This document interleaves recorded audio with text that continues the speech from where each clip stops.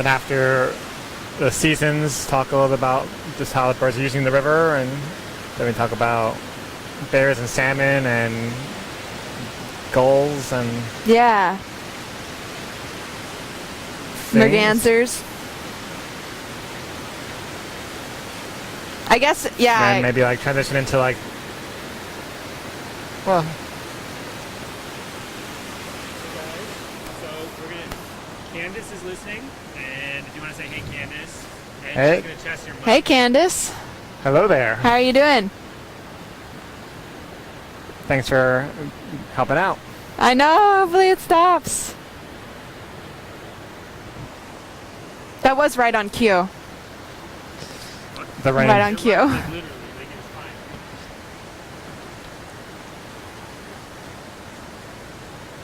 I like that camera style.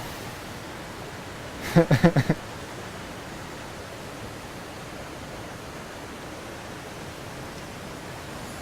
don't think it'll laugh. It seems like it's just kind of drizzling. Can't make up its mind. She says, "What's up, all?" Okay, so she heard you fine. So Okay. yeah, you're a little loud. You're a little soft. Okay, Should I pull the mic back at all? I'll speak Okay. up a little bit. And I'll try to just speak a little quieter. And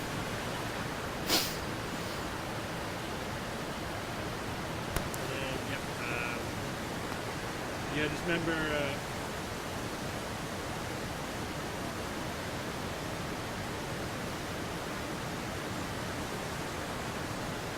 I just want to step out of the frame for a second.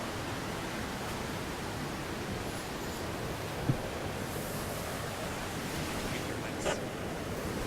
What's up?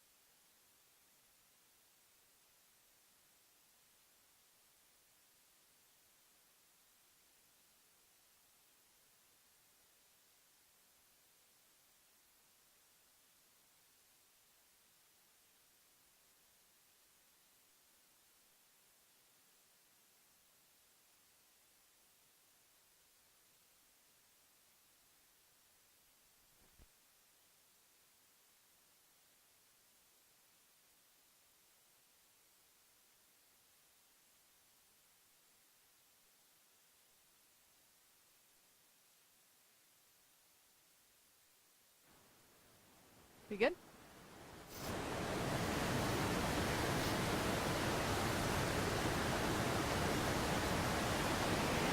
Hey,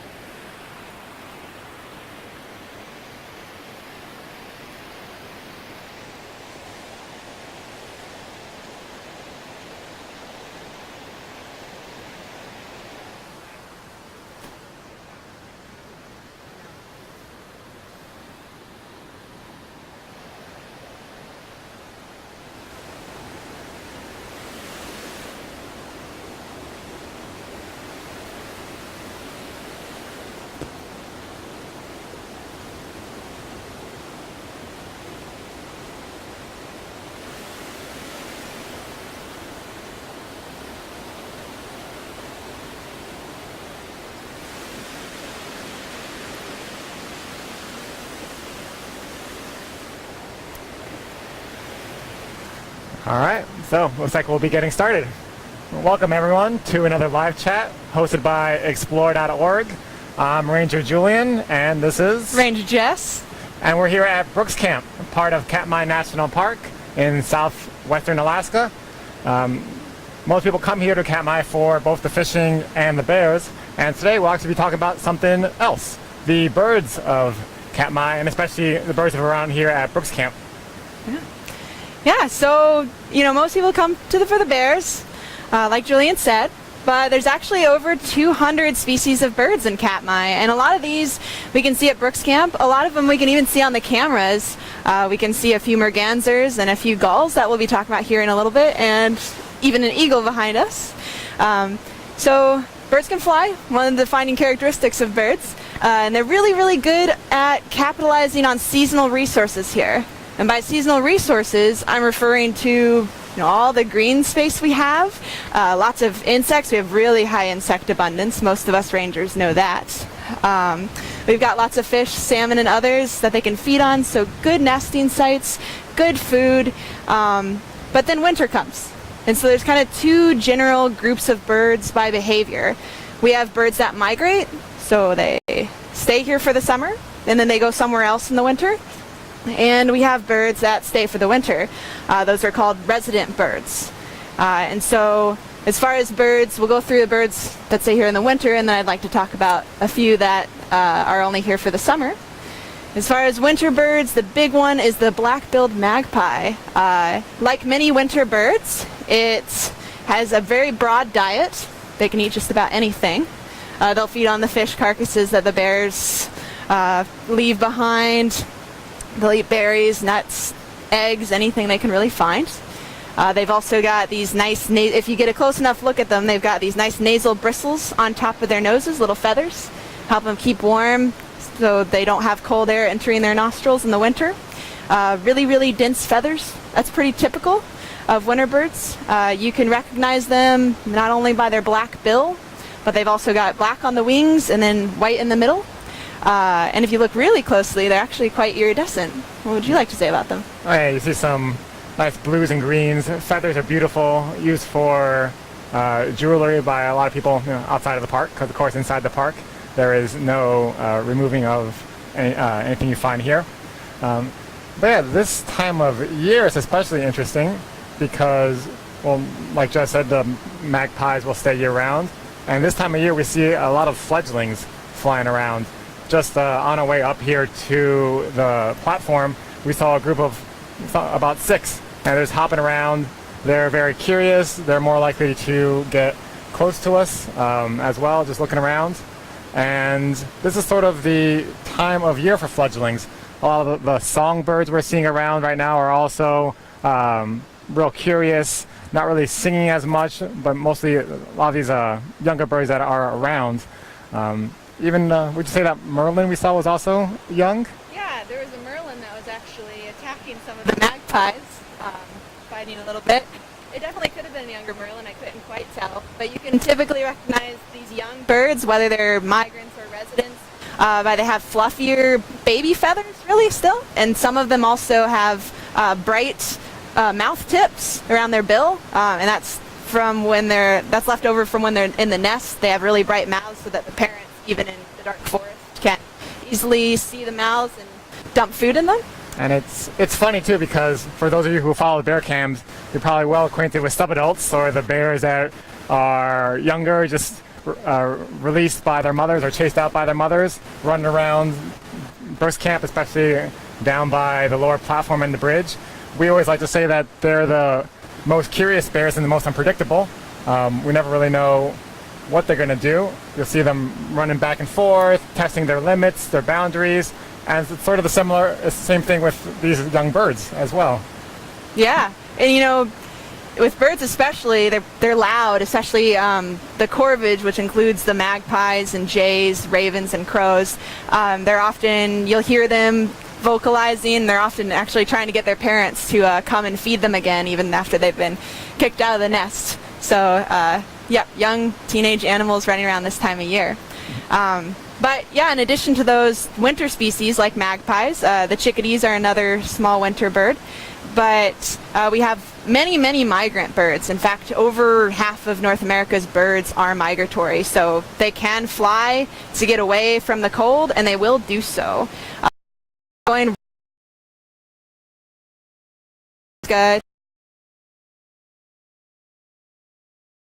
So yeah, they're avoiding the cold. Migration is also another way to avoid disease if you're in a big group of birds, and then you can fly away for part of the year. Sometimes they'll flock up in winter, and of course, they're again using the resources here.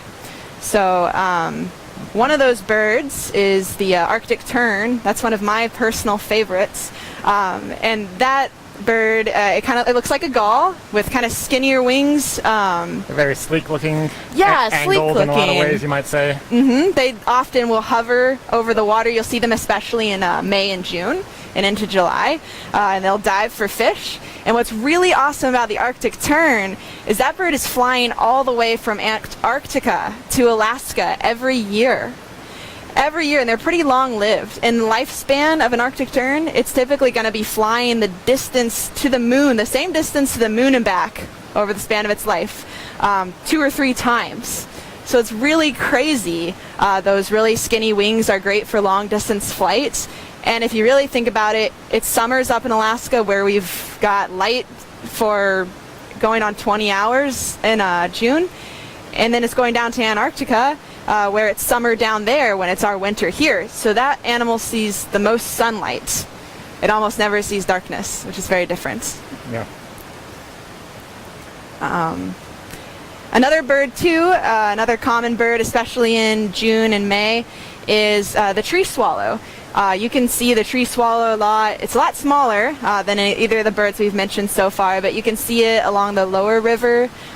Those birds are grabbing insects off the water. That's what they eat.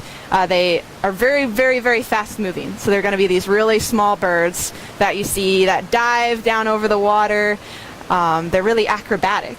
And they nest in trees, tree cavities. This is kind of the edge of their range. They're really iridescent blue on top and then white on the bottom. So. Yeah, definitely beautiful bird. I'm pretty sure they're decently visible from the cams.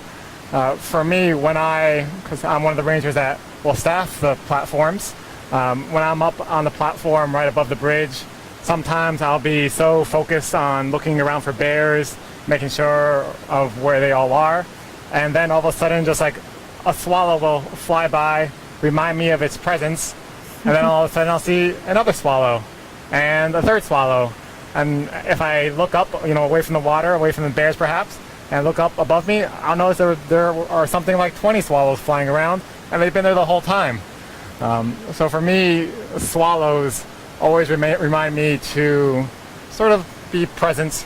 They remind me that there's always so much around me that I could be looking at, could be taking into account.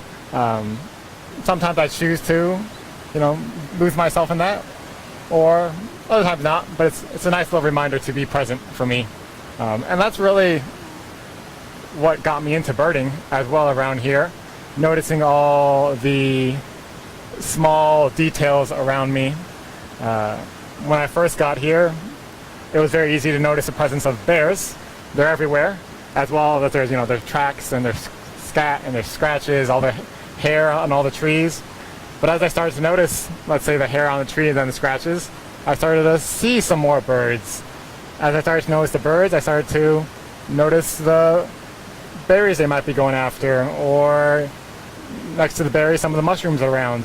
And just little by little, this whole small world started to make itself known to me, and all just because I just started noticing. Yeah, I think bird watching is really great for that, and especially when you're talking about migratory birds, we can use birds, and humans have used birds for many, many generations to tell us the seasons, when spring's coming. The robin singing is the classic example of springtime anywhere, that song. And, the songs we hear in this part of Alaska are unique based on the different species of birds here. But spring is noisy, filled with birds singing to try to find a mate, usually male birds. And then it turns to fall, and now we're seeing it get a little quieter. But, again, like we said, now we're seeing fledgling birds. So the presence and then absence of migratory birds and the prevalence of those resident birds that are here year-round really reminds us of what time of the year it is. So as long as you pay attention. It's always nice to arrive here in April. And obviously the birds have been around here longer than I have, but still it feels like I get here in April and then I get to sort of welcome the birds, hear the robins and the thrushes start singing, and then slowly some of the songbirds, the warblers and the chickadees and sparrows and the like, up to one of my favorite birds is the alder flycatcher, because for me it sort of signals that we're in summer. It's the last bird that sort of arrives, and then also one of the first to leave. So when I stop hearing the alder flycatcher, I know some of the birds are going to start leaving, and I start saying goodbye to them as well. Yeah. So at this point when, it is a little quieter, not really hearing too much else right now other than redpolls and chickadees and the larger birds like the gulls and ducks and eagles, osprey as well. But yeah, very much this time of year, walking around, it starts to feel more like fall, which sounds weird because we're in August still, but up here in Alaska, It is fall. it's starting to become. Definitely September it'll take off, but Yeah. it's starting to feel different already than July and June. One thing I catch myself thinking too, especially as someone who's traveled up seasonally to Alaska, is we come up on our planes, and we get here and we're tired. And then, we watch the birds arrive, but those birds have been flying on their own two wings, and they have a much longer journey. Some of them are only a few grams, like the little warblers, that they've flown from South America or, again, even farther. So, but no matter if they're migratory or if they're resident, staying year-round, all the birds that are in this area are using its resources. I think probably the easiest example, is the ducks, especially the mergansers. Then you say, around here, when there are a lot of bears around or there aren't many bears around, something that always catches people's eye with the mergansers especially is how they fish. And so you'll see them sort of just skimming along. It looks like almost the top of the water, almost like running on the water. They're actually underneath looking for fish or lamprey or other little things they can get. But it's sort of like real elaborate and noisy display they make. Sometimes there'll be 2, 3, 4 of them going at the same time, maybe cornering a small school or the like. Other times I'll see them sort of really dive down deeper, and I'll be walking across the bridge down by the lower platform, and I'll see this merganser swimming underwater, almost look like a fish for a moment. It fools me. It definitely always catches the eye. They do. They're a different looking bird, especially we mostly have common mergansers here. And they've got these kind of rusty brown heads with feathers that kind of come off the back of the head. Kind of different. Like a mohawk almost? Yeah, like a mohawk. They've got gray backs. And they're really, really good at diving. They have these long, sleek bodies. They've got long bills, and the bills are actually serrated. They have little sharp edges that are good for grabbing on fish, which is their main prey. They also have their legs are kind of out to the sides on the ends of their bodies. They kind of act like rudders. So if you see them on land, they move a little awkwardly compared to how they do in the water. But you can definitely see them even right now. Around now, too, do we still have any in view? We do. There's a couple on the out there. rocks over there. This time of year, again, we're talking about fledglings. We're still seeing a lot of young mergansers. We're talking about the seasons before. Something that tells me it's early June is seeing a female merganser followed by sometimes up to like 20 little ducklings. These little flotillas of mother and ducklings going around. It's real interesting because I always get the question, is it one mother with all those chicks or ducklings? And sometimes they can lay over 10 eggs, and if those over 10 eggs to up to maybe 18, 20 hatch, sure. But what's interesting about the mergansers is oftentimes ducklings end up in different groups. So it's not really clear whether a mom will steal ducklings from another mom, or if the ducklings just kind of get confused and go with a different mother. But sometimes you can see over 20 ducklings, and at that point they're probably not all from that one bird. And interestingly enough, they also will lay eggs in other nests, and also not just their own nest, but sometimes eggs will be laid in other places. What we were talking before about, or we started talking about how birds use this area, especially the Brooks River. I think this is a great spot to talk about that because right behind us we have the falls. We still have some bears fishing, and those bears are catching salmon, sockeye salmon. Right now, actually, there are some silver salmon as well coming up the river, which some bears are having success getting. And a lot of the fish you'll see jumping right now are the silver salmon. But the bears get these salmon. They eat part of it. They'll high grade a lot of times this time of year when there's so many fish in the river. Now it's starting to be a little less, but there's still a lot of fish in the river. Bears will just go for the fattiest parts of the fish, and so they'll take the skin, the brains, the eggs. You guys have probably heard of this already, but that's fine. And they'll leave all the rest, which is very beneficial to a lot of the animals around here, but especially the birds. Yeah, so birds like gulls, their bills aren't really necessarily meant to cut into salmon. They can swallow smaller fish whole, but salmon might not typically be a source of food based on that, and they really can't carry off a 12-pound salmon. So by the bears opening up the fish and leaving these pieces of muscle, that provides the gulls and other birds with an opportunity to feast on those little morsels that they might not have access to otherwise. Typically, if a bird eats a dead salmon that's not opened up like that, they can only access the eyeballs, which might be gross for us, but still nutritional for them. But when the bears cut into the fish like that, it gives them additional opportunities. Yeah, I definitely have seen things here that I didn't think I would see, or I didn't expect to see before I got here, like little sparrows, about this size, white crown, golden crown sparrows, with little pieces of salmon in their mouth. I knew they eat insects and the like, but obviously they, like other birds, will take advantage of any resource around. A lot of times I get the question, what's that black and white bird with a red beak? And I'll look through the first time I looked through my bird book, like red beak, I don't know what that is. But then I saw it myself. It looked like it was probably a magpie. It's black and white with a salmon in its mouth. And very common. Salmon are very much the lifeblood of this place. They feed most of the animals around here. Even the trees benefit from them. And a big reason that those nutrients are able to be spread out of or come out of the water is because the bears bring them out. Yeah, and even when the birds carry off little pieces, they might not drop, and that's just spreading those nutrients further. I laughed at that because sometimes I'll arrive at one of the platforms in the morning, and it'll just be like pieces of salmon, like right here. And a lot of times it's magpies. Yeah. So who knows where all they're going to carry off those pieces to. It's also really interesting too.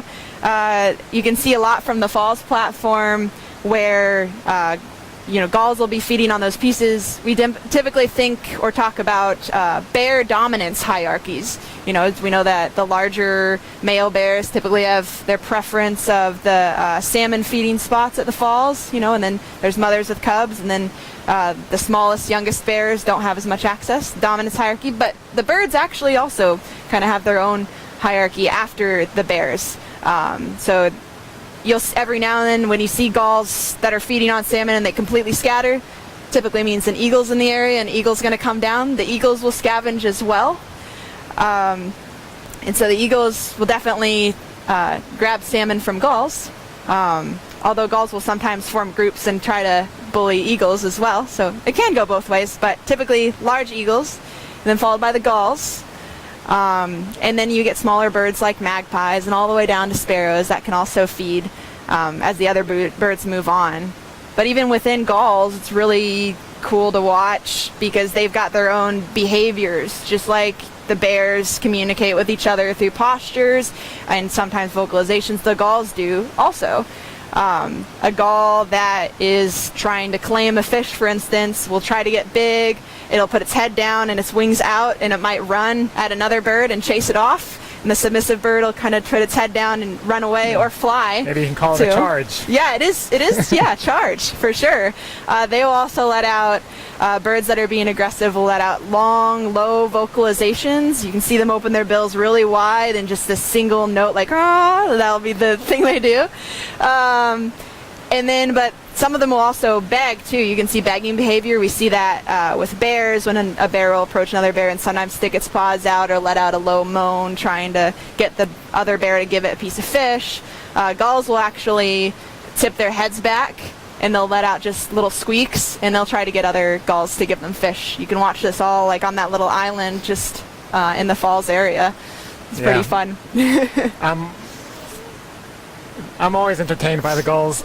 Even in July when the falls are filled with bears, a lot of times I'll be watching the bears for a long time and then I'll sort of pan down a little bit and then there'll be just like 6 gulls fighting over a piece of salmon, providing us entertainment. I mean, they are doing what comes naturally to them.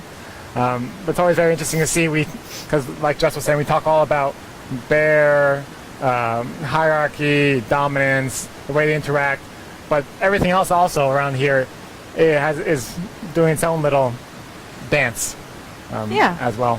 Yeah, they're definitely all aware. The birds are aware of the bears and vice versa. So it's definitely an interesting community.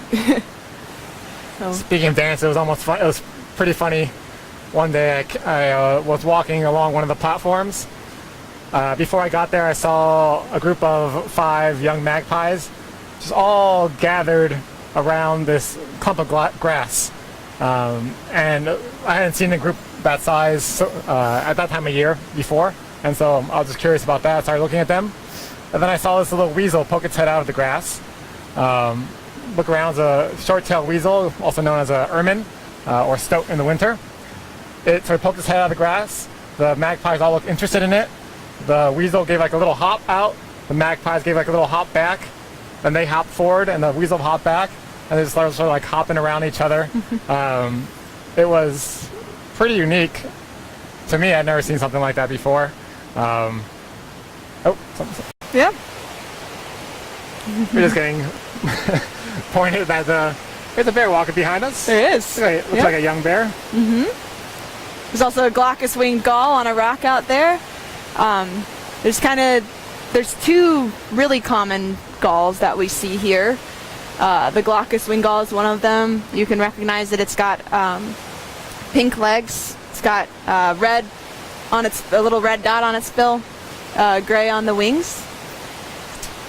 The other common gull I have around here are the mew gulls. Little smaller, yellow legs. Doesn't have that red dot on the bill. And we have a couple others. So we talked about the things you can notice around here, the other birds, some of the ways the birds use the river, how we can sort of tell the time of year, the seasons by the birds, and just some of the reasons that we'll keep an eye out. why is this place so important for the birds as well? Yeah, it's a really good question. This is excellent habitat for the birds. Not only are they feeding on fish? Are they feeding on insects? Are they nesting in these trees? But this is a really big area of completely protected habitat for them. And that is particularly great when we talk about migratory birds. Migratory birds are really, really sensitive to habitat loss. A lot of our migratory birds have declined by over 30% in the last 40 years. Some of them over 50 and 60. And a lot of that comes down to when you've got birds that stay in one area year-round, if that habitat's safe, they're pretty safe. When you've got birds that are depending on habitats maybe between Alaska and South America, all of a sudden there's multiple habitats that need to be intact. And not only that, but when birds are migrating, they don't just typically make a straight flight. Some of them can fly incredibly long distances straight, but they need to stop and they need to rest. They gain a lot of fat that they burn as fuel. So they stop at these places called staging sites or stopover sites. You can kind of think of them as a hotel for birds. So if you're on a road trip, for instance, and you are going to reliably stop at a hotel and suddenly the hotel is not there because of habitat loss for birds, for instance, then all of a sudden those birds are out of luck. They don't have that food and shelter they need. For a few birds that are going up way far north to the northern part of Alaska to Barrow and Prudhoe Bay, parts of Katmai and Lake Clark provide those staging sites too. And so it's great that those areas are protected and that we have protected breeding areas for birds here. So it's definitely really great that we have protected areas like Katmai. So. Yeah, for sure. Now, for those of you who just tuned in the past 10 minutes or so, I'm Ranger Julian. This is Ranger Jess. Ranger Jess. We're here at Brooks Camp, part of Katmai National Park, giving a live chat hosted by Explore.org on this special year that is our centennial. Right now, we've been talking a bit about birds and some of this other part of Katmai, especially Brooks Camp, that you'll see on the cams, but we don't talk about as much. Right now, Jess and I have been talking about a few different things. In a few minutes, we'll start to open up the floor for questions, and we'll just be answering some questions.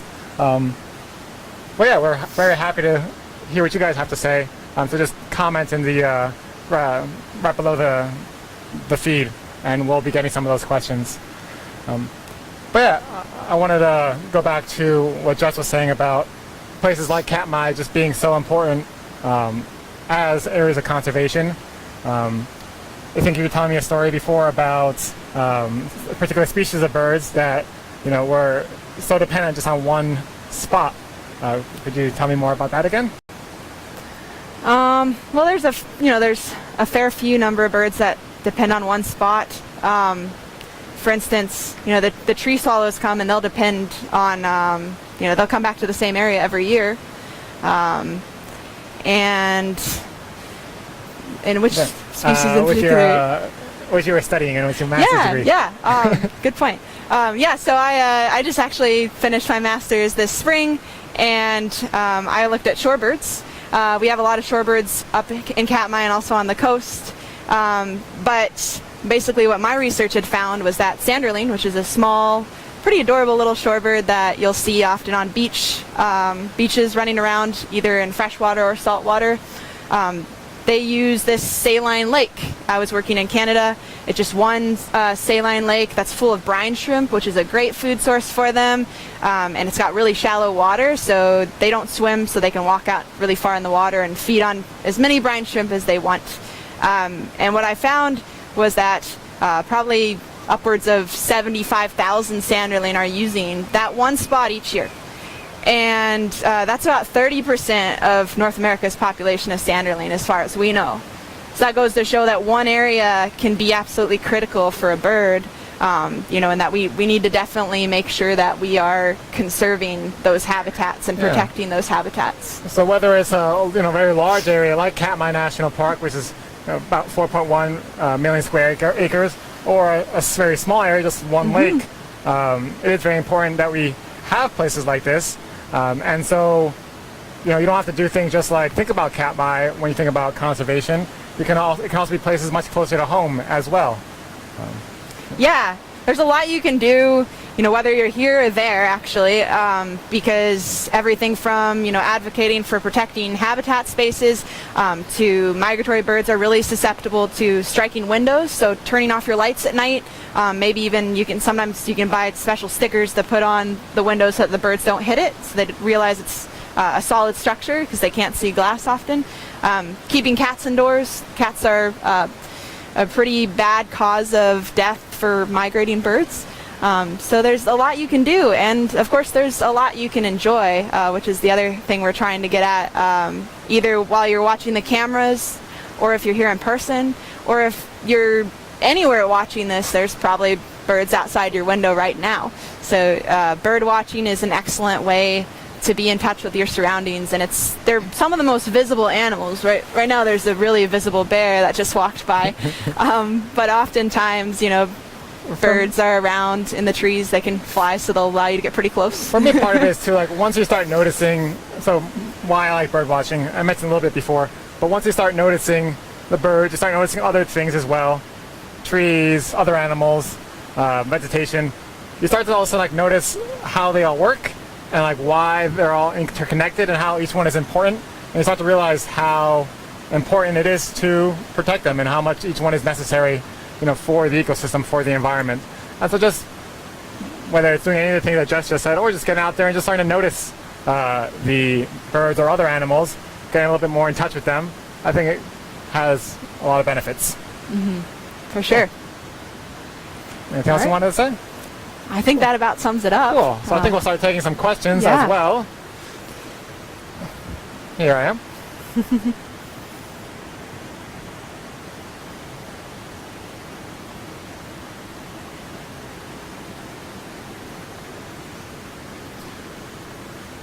So I have a question. What type of eagles live in Katmai? We mostly have bald eagles. I think there's been a couple records of golden eagles. I'd say maybe like 1 in 10. Yeah. More or less of what eagles Yeah, we have see. you ever seen one? Once in my 3 years here, yeah. Okay. There's more around, I just don't always see them. Mm-hmm. Oftentimes they are easy to confuse the two. Mm-hmm. But when you look at golden eagles, they've got a lot more, even the juveniles have a lot more brown on them even when they're sitting. So typically bald eagles, for the first 5 years of their life, they've got varying degrees of brown and white. They're not the white head and white tail and brown body that we're used to. And a lot of times, yeah, those juveniles that are mostly brown can look kind of like golden eagles, but you often do notice random white feathers that you would not find on a golden eagle. So. Mm-hmm. Yep. I like this question. Oh, where'd it go? Why don't the bears bite or eat the gulls that get close to them? I think they try sometimes. We have seen like subadults, especially the younger bears, run into a flock of gulls. We've seen bears in the water go sort of like swim towards mergansers and chicks or ducklings. So they try, just that most of the birds are pretty mobile and it's pretty easy for them to get away. Same with the salmon. When you see the bears swimming around the lower river by the bridge, most of the salmon they're getting are not live anymore, they're dead. So the bears aren't really fishing as much as scavenging, picking them up. They're definitely fishing when they're up here. A lot of times they'll have, there won't be enough, or there'll be low enough water that the bears can catch them below the falls or at the falls. There's just so many salmon that they can get them. It's interesting in that with this last week, and some of you might have seen it on the cam, there was a bird, a tube-nosed bird. It might have been a shearwater or something similar that seemingly got blown here during one of our strong wind days. They're normally found very far out on the ocean this time of year. Yeah. I noticed it when I was walking across the bridge. I saw it sort of above the bridge, sort of bobbing along, not looking too great. It wasn't really making that many movements. And then later in the day on the cams, there was a young bear swimming. It came up to the bird, gave it like a little prod, and then gave it like a big swipe. And I heard it continue to, play with the bird. Might have even taken a bite. I heard the wing came off, and whatnot. But yeah, I think definitely bears would like to.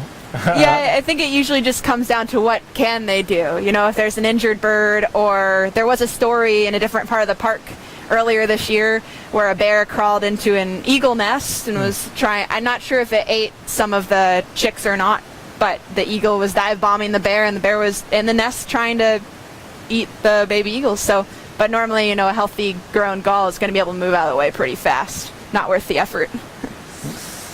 I have a question here. Have you seen any Steller's jays? I know Jess is very passionate about corvids, and we talked about magpies. We have ravens as well. We also have gray jays. Yep, gray jays. Do you want to say anything about them? Yeah, you know, I've seen Stellers more kind of on the Pacific side, Southeast Alaska, British Columbia, along the mountains. Those are gorgeous. I'd be really excited if we had some here, but have you ever seen them here? No.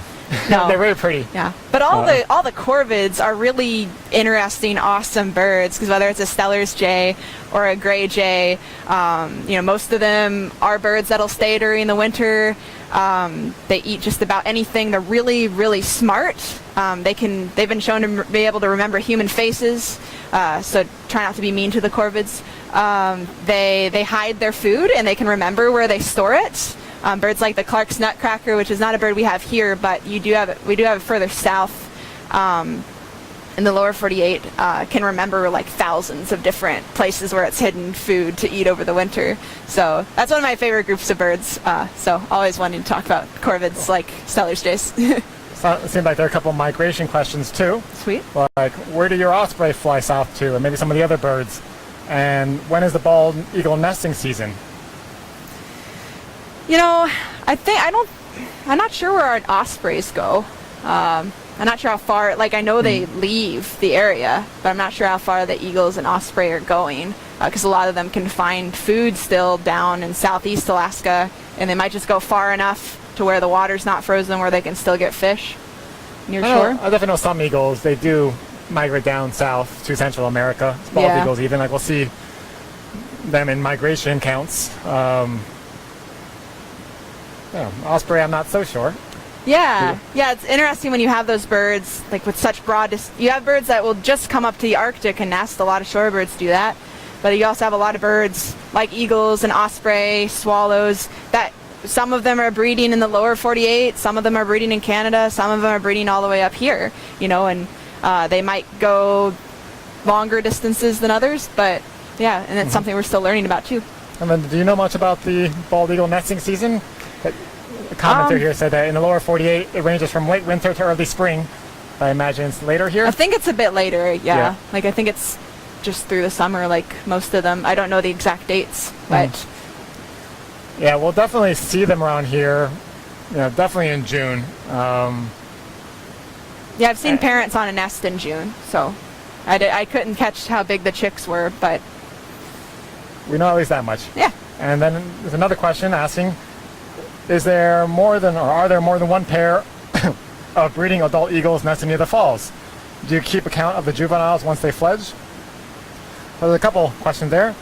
We don't really keep account too much of any of the eagles around here. We see them around, we know about them, but definitely not as closely as we keep track of the bears. We definitely did have at least one pair of breeding adult eagles nesting near the falls this year. A few of us saw their nest a bit upriver of the falls in June. Some of us like to, you know, walk the river, or some of us will be fishing in the river, and we definitely noticed a large eagle nest right above the falls. Yeah, I know they're territorial. They'll have territories that extend at least a couple miles. So they, in the specific falls area, they might be the only pair of it. There could be others around. We have a lot of eagles in the area. So. Just got a question about something that we did want to talk about. We just didn't have time at the, someone asking, will you please talk about the banded kingfishers, which I guess they mean, here we have belted kingfishers. We can definitely talk about them. Yeah, we sure can. Belted kingfishers are, I think, probably one of our favorites, huh? They're really interesting to watch. You always know when a belted kingfisher's in the area because they let out a vocalization. They have almost a rattle call, and they'll fly across the water. We actually, just before we started the live ranger chat, we saw a male belted kingfisher. They're different because normally in birds, the males are more brightly colored than females as part of the way they attract the females to breed with them. But in the belted kingfisher, the females are actually a bit more colorful. The males are just blue, and they have kind of a creamy belly, and the females actually have a rusty orange band that goes across the belly. So, yeah, we definitely have them here. You can see them. I've seen them at the falls. I've seen them along the lower river, too. Anything else you want to add? They have a very particular look to it, with their large heads, the way they fly and sometimes skim the water, or the very active fishers. You see them, being successful a lot of time, flying off with fish in their mouth.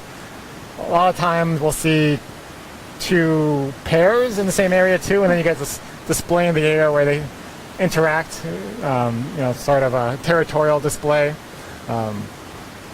Definitely keep me entertained. Yeah, it's fun. I always like looking at bird bills too, because you can really tell that they've got this nice long bill that's good at grabbing fish. So they really like to specialize on fish.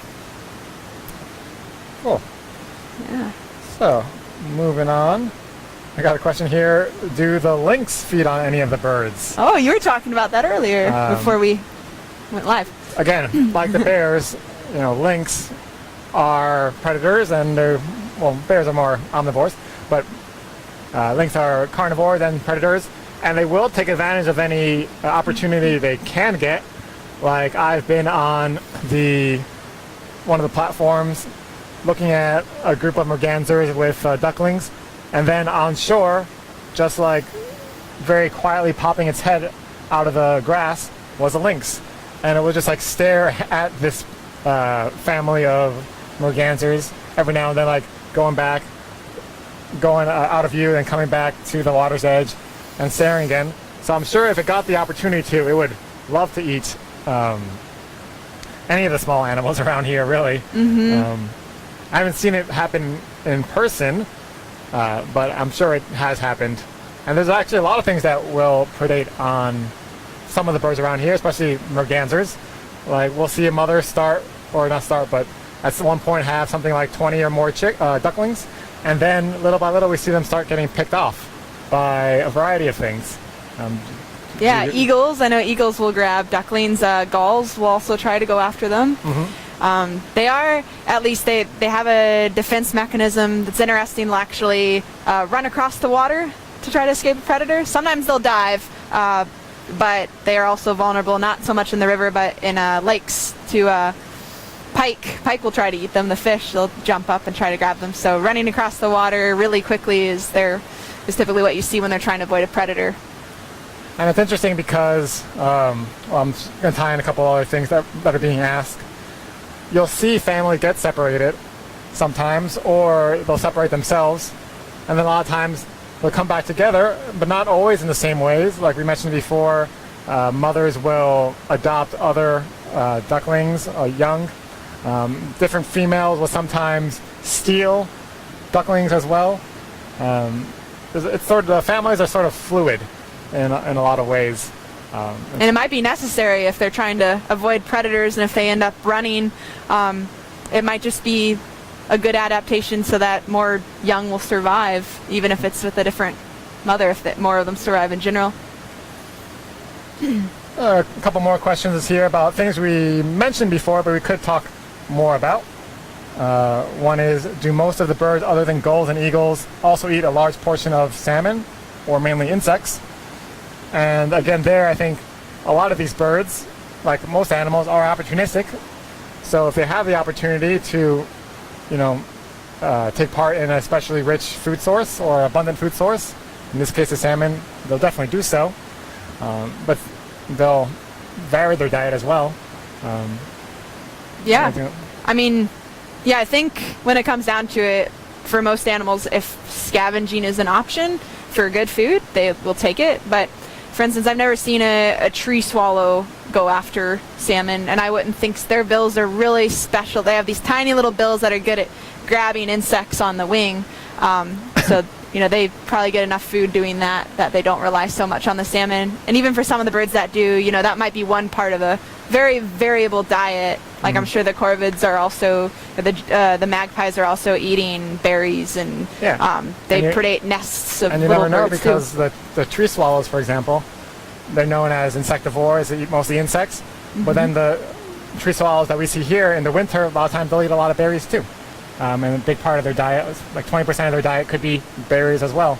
And so it's just sort of taking advantage of what's around.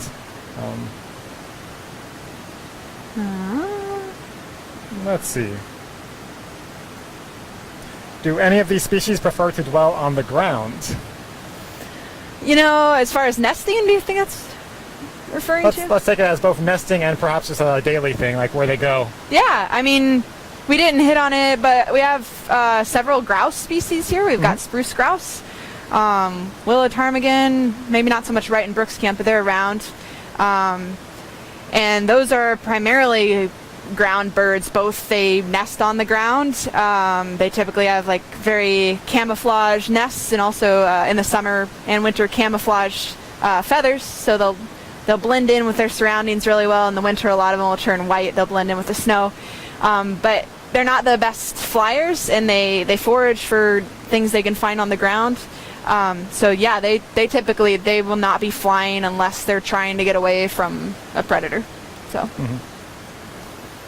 Cool. Maybe just a couple more.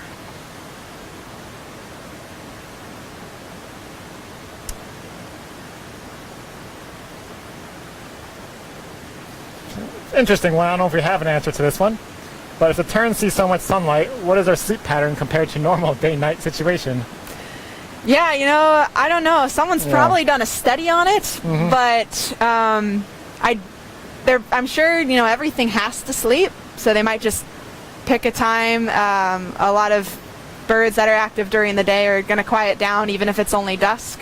Something really interesting, though, about terns and other birds that are migrating long distances, they can actually sleep during migration with just half of their brain. They can put one half of the brain to sleep, keep flying, have the other half active, and switch off that way. So that's just really cool. I just had to throw that in there. Thanks. Thanks for doing that.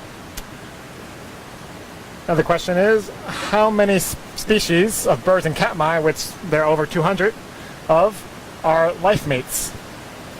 So maybe not how many species, but let's talk about some of the ones that are. Yeah, let's talk about that.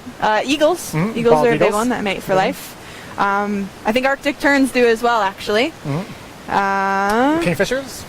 Yeah. Do they? Maybe. Yeah. I know I wouldn't every- be surprised. Every season I see, we see pairs together.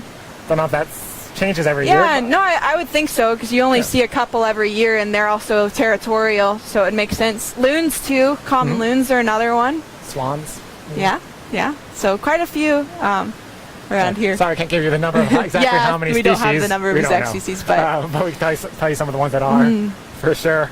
A lot of the longer-lived birds, like terns, can live into their teens. So, yeah.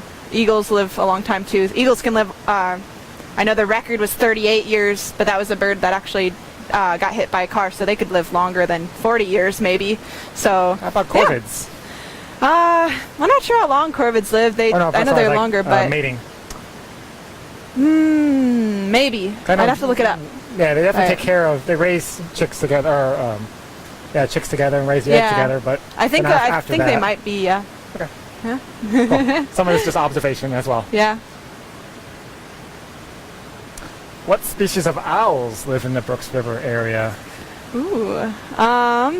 What we have? Have you seen owls here? I know they're here. Yeah, But so they're- I've seen short-eared owls. We've seen them in the area, as well as great horned owls. Those are the only two I know of as are being more common. There's definitely more. Yeah. We also have northern hawk owls. Okay. Boreal owls, northern saw-whet owls. But I don't think those are as common. Yeah. So cool. One of my favorite bird moments was when I was walking across the bridge at the lower river in the evening, still dusk, starting to get dark, and then on the platform by the bridge, just standing there was this large figure, most like a great horned owl, and as I got closer, it just like silently just like swooped off down the river, but just impressive to see just how big it was, and How quiet. yeah, for sure. Actually, we have found owl feathers on the platforms in the morning. Sometimes even with, like I mentioned, the salmon we'll find on the platforms in the morning. I've seen just like a scattering or smattering of blood and small feathers just like right there on the platform when I got there in the morning. Probably an owl that, brought something there. Yeah. All right. I think that was actually most of the questions we've gotten so far. Or that were at least relayed to us. Yeah. Anything else pop into your mind in this past few minutes? Yeah, again, Brooks Camp is just, one part of Katmai. There's a lot of coastal birds that we don't have here. Puffins. Puffins are interesting coastal bird. Murres, which look kind of like penguins, and they are kind of a northern, kind of like a penguin, but they can fly.